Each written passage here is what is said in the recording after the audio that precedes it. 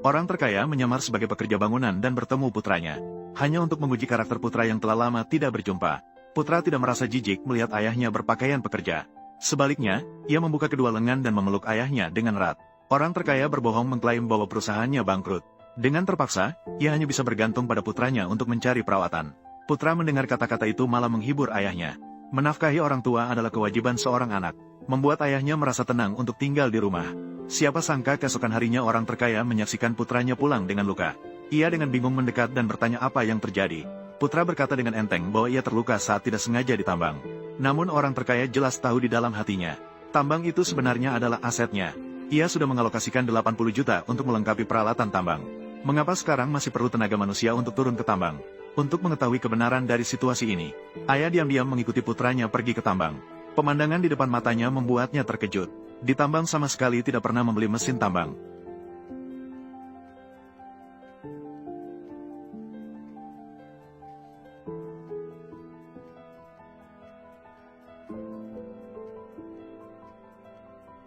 Operasi yang sangat mudah setiap tahun.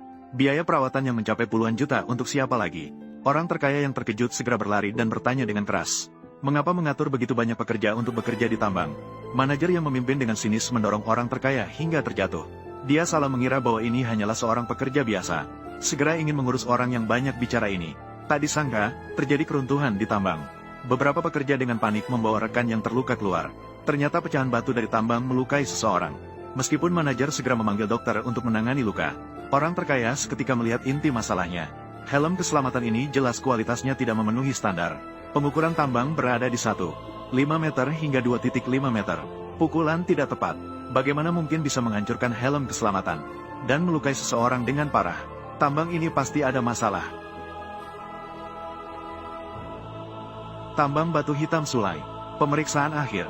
Setelah mendengar kabar, sekretaris segera membawa orang untuk pergi ke tambang. Saat itu, luka rekan yang terluka sudah ditangani. Dokter menyarankan manajer untuk mengatur agar yang terluka dibawa ke rumah sakit untuk dijahit. Tak disangka, manajer menunggu dengan wajah tebal. Meminta pekerja pulang untuk istirahat. Sama sekali tidak ada rencana untuk membawa ke rumah sakit. Kepala pabrik yang terlambat juga memiliki sikap acuh tak acuh. Mengeluarkan 200 yuan dan mengatakan itu adalah biaya penghiburan dari pabrik. Para pekerja sudah terbiasa dengan tindakan kepala pabrik. Mereka sangat memahami konsekuensi dari perlawanan. Tidak ada pilihan lain, jadi terpaksa setuju. Setelah menyelesaikan ini, kepala pabrik masih berpura-pura menyatakan, karena ada yang terluka, pekerjaan dihentikan sementara selama 2 hari. Setelah itu, kantor pusat akan mengirim orang untuk memeriksa. Jika ditemukan masalah di area tambang, produksi akan segera dihentikan. Dia mengancam dan membujuk semua orang. Dilarang membicarakan apa yang baru saja terjadi.